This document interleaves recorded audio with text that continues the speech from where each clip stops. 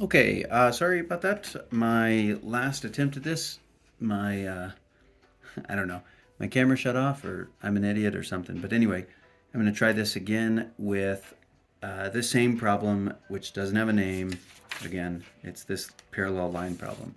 Okay, again, I want to think about a line that's parallel to this given line, y equals 3x minus 5. The nice thing about parallel lines is that they have the same slope. So if I think about this line already written in slope-intercept form, then I just know that my new line slope is going to be 3. Then the only thing I need then is the value of b, or where this new line passes through the y-axis. And then I can take this notion of a point as both being like an actual object on the coordinate plane. It's going to live at this location -2, +5. But I can also understand these 2 points as giving me information about input and output, right? When I have an input of -2, this line spits out an output of 5. We typically understand that as when uh, x is -2, then y is 5 given this equation. So let's just see what's going on here. We can take our m value and our y value and our x value and do a bunch of substitution to find out what b is. So we can say that 5 is equal to 3 times -2 for x plus b. Okay, now we're cooking. We know it's just very simple from here. 5 is going to be equal to -6 plus b. We'd like to add that 6 back over, and now we'll find out that b is equal to 11. So I can rewrite it up here if I want to, and then I can just take this structure and rewrite my new line using all this information. Y equals, oh, that's pretty bad 3, but it's going to be 3x plus 11. And that's just how we do these, okay? Okay, so the next problem, very similar. Again, didn't get a name or a number, but we're going to do the same basic notion, but we're now thinking about perpendicularity. So again, when I said earlier parallel lines give you the same slope, 3 and 3, well, immediately we should think about perpendicular lines as having a completely different slope. In fact, we know exactly what the slope should be.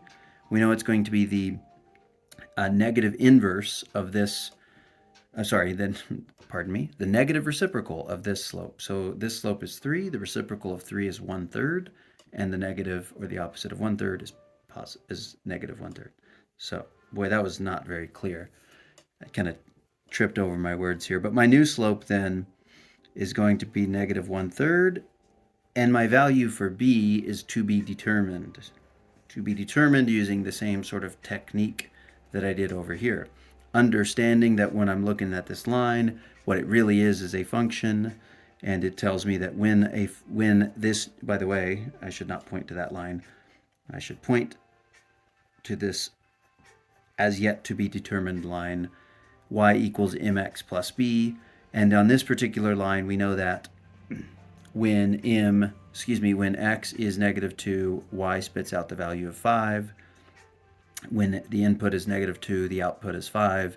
So then we can say, oh, that tells me enough information to do some substitution here. I know my slope, I know the y value, and I know the x value, at least for one specific location, and that's enough information to figure out what b is.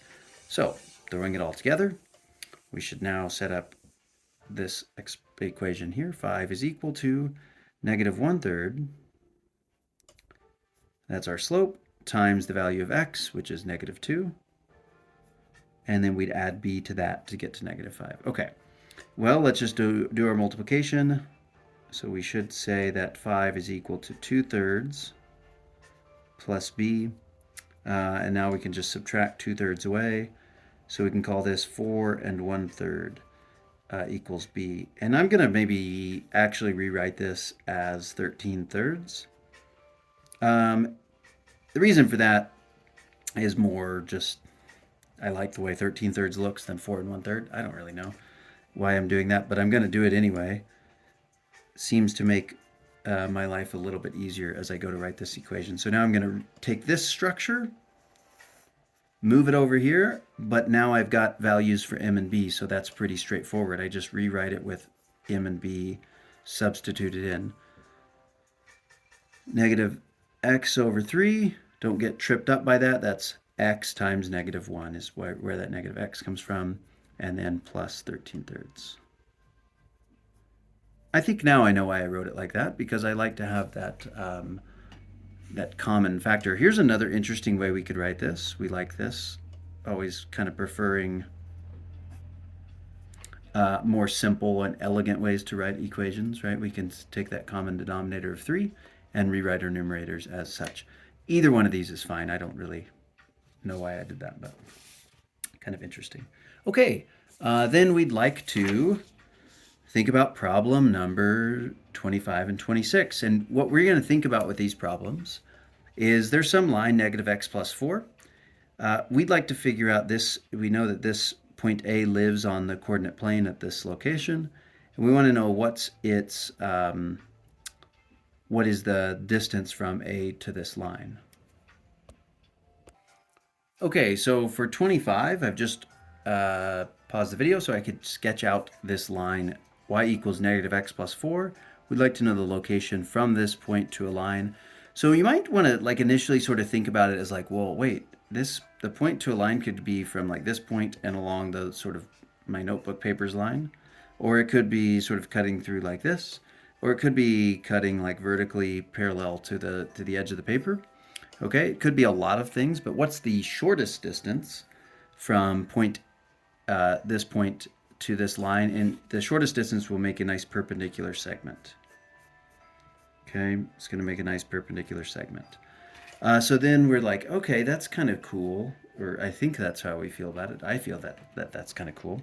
And so then what we're trying to ultimately do is find the length of that segment that I just drew there. Okay, so to do this, it takes a little bit of process. The first thing I need to know is what the heck is this perpendicular line? What line describes that segment? In other words, just like I did here, I used the notion, I was thinking about a perpendicular line, I used the notion of a negative reciprocal slope, and then that it's passing through these points to find out the value of b, and then I could rewrite my equation. So that's the first thing I might want to do here, is think about this segment as living on a line that continues forever in both directions. And so I'm just going to sort of write this down real quick here. Probably go through this one a little quicker. Here, if I know the slope of this initial line was negative 1, well, the nice thing about this new line is the slope just has to be 1. It has to be 1 because the reciprocal of 1 is 1. Okay. So in that case, what I'd like to know is b, and I can use these 2 points here. So negative 1 is equal to x plus, not x, pardon, 2 plus b. I subtract my 2 over, and I find out that b is equal to negative 3. Okay, so if that's the case, then I can rewrite this line as, and I'm going to maybe do something before I rewrite this line. I'm going to call this new line this old line y1. That's the initial line that was given to me in the problem. And I'm going to call this new line y2. So I'm going to write this down real quick here. y2 is equal to mx plus b, where m is 1. So 1 times x is just x. And then b is negative 3, so we'll just call this. And then I'm going to rewrite y1 here as well. Negative x plus 4. Okay, so now you're like, okay, cool, I've got an equation for a line that, and that, by the way, that y2 is this line here, okay? But all we're told is about this distance, this little segment, how long is that segment?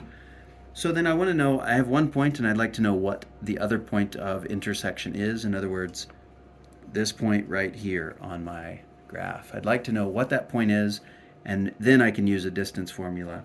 So recall that when we're back in algebra, we're like, here's 2 lines. We say this, solve the system of linear equations. Also solve it, please. And to do that, it's relatively simple. We're just going to set, we think of the solution as where they intersect. So where they intersect, they share the same y values and x values. It's exactly this point. So we can just set them up. So what we can do here is say that negative x plus 4 must be equal to x minus 3 at exactly this point. So just find out what x is. Okay, let's see. I'm going to add my x over and add my 3 over, and I'm going to get 7 is equal to 2x. that means x is equal to 7 halves. And for now, you might be going, isn't that 3.5, Mr. Lloyd? Yeah, sure. For now, we'll just let it be 7 halves x. Maybe that will help us. Because now that tells us the location, the horizontal location of this point. We want to know the vertical location. So bring this x into any of these two equations and we'll balance, or we'll figure out what the heck's going on with y. So I'm just going to do it here since it's positive. Y2 equals 7 halves minus 3. Oh, boy, I'm glad I chose that one because that's just a nice subtraction problem. 7 halves minus 3 seems like that's just going to be 1/2, right? If you're not sure, you might want to check it for yourself, but that should be good.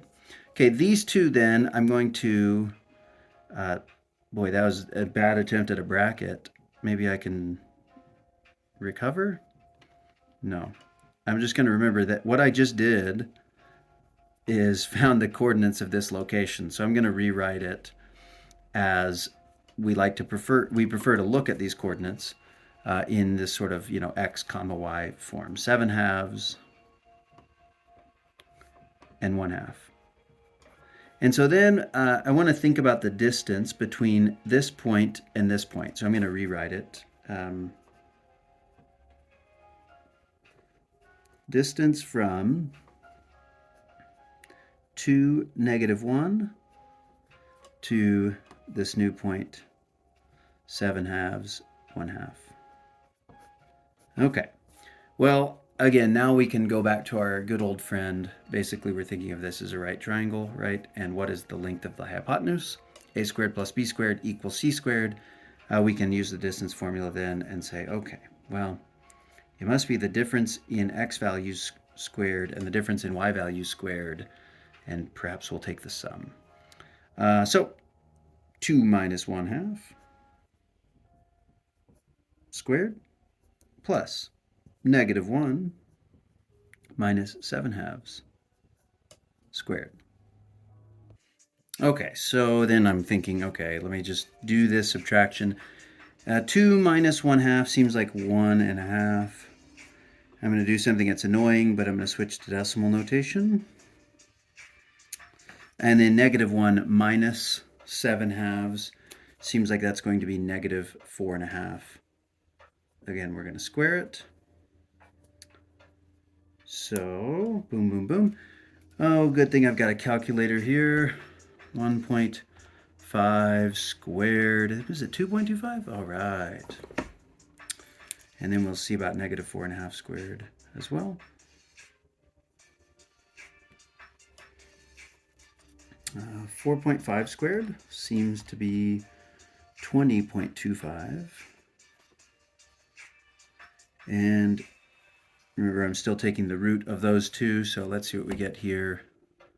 Just going to go ahead and let the old calculator handle the annoying stuff here. 22.5. Could have probably figured that out without a calculator. And I'd like to know what the square root of 22.5 is. Any guesses? Probably a little bit more than 4 and a little bit less than 5. So 22.5 to the half power will give me the square root, and I'm just going to call this roughly equal to 4.74 here. So approximately equal to 4.74. And that's the distance. That's how we solve these. I'm going to pull this away for a second.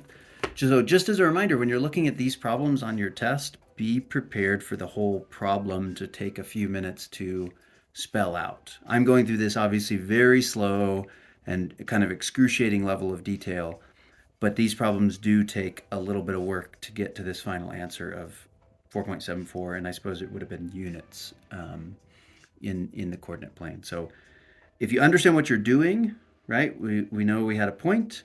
We knew it's a perpendicular segment that will find the shortest distance to a line, and then we can find the equation for that line, solve this system of equations to determine the exact location of that point, which we found here, and then use that point and this given point to consider the distance. So that's how we do those problems. I'm not going to do 26 because it is, my phone's running out of storage space, to be perfectly honest. These videos take up a lot of space. So you can solve 26 like as a for fun problem. So that's exciting. And then for this last problem here, we were looking at one of these nice little segments. We want to partition it into a 3-to-1 ratio. So in other words, from F to G, I need 4 total parts, right? That's what it means to have a 3-to-1 ratio. 4 total parts, of course, equal sized, right? Equal sized parts. And so I can sort of roughly mark them off. 1/4, 2/4, 3/4. Does that look like? Yeah, that's not so bad. Okay, so what I want is the location right here. What is this location? That's what we're solving for, right? So to think about this, I've got to think about I'm going to move along the x-axis 3 parts of 4, and I'm going to move along the y-axis 3 parts of 4. And when I say move, I'm going from F to this new location. Call it P. Okay, so we'll call that P. So to figure this out, we can take -3. Okay, so for this problem, what I'm going to be thinking about then is what is going on. Again, I want to solve for point P. What's going on with the x distance from F to G? Well, it went over 7 horizontally. And what's going on with the y distance? It went down 4 units. Okay, so I'm going to go back to that. Go back to this ratio 3-to-1 and think of 3 as a fractional part, 3 parts of 4. And I can multiply that by my x distance. So I'm going to do that here. So what I'm going to solve for here is I'm going to call it the x movement. And the x movement can be found by taking that fraction 3/4 and multiplying it by the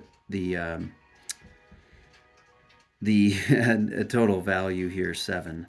Okay, 3/4 times 7 is going to be 21/4, which I think would be 5.25. So the x distance is 5.25, or sorry, the x movement. And the y movement can be found the same way, taking my 3/4, my fractional part, multiplying it by 4 units total move, so that's just going to be 3. Okay, so then that's pretty helpful because what I'd like to do then is say I'm moving 5.25 units from this initial point F.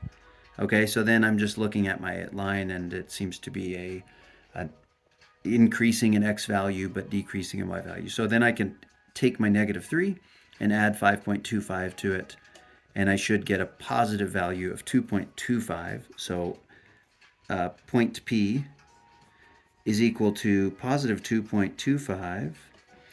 And I'm going to do the same thing with y. I'm starting at starting at +3. Now here I have to look at the line and say this line slopes is a negative slope, so my y values are decreasing as my x values are increasing. That's what it means to have a negative slope. That's really helpful to know because that means I'm going down in y, so I'm going to subtract 3 units from the location of 3. Well, of course, that's just 0. 3 minus 3 is 0. And that's the location of my point that partitions or breaks apart this line segment into this 3-to-1 ratio. It's also kind of nice to be able to look at the graph and say, hey, you know what? That location 2.250 certainly looks pretty darn close to where I just sketched it out. So that's also one more signal that we did a nice job. Okay, I hope these videos were helpful to you, and I'll be back in class right away so we can address any questions you still have. Thank you for watching. I hope you have a nice rest of your day.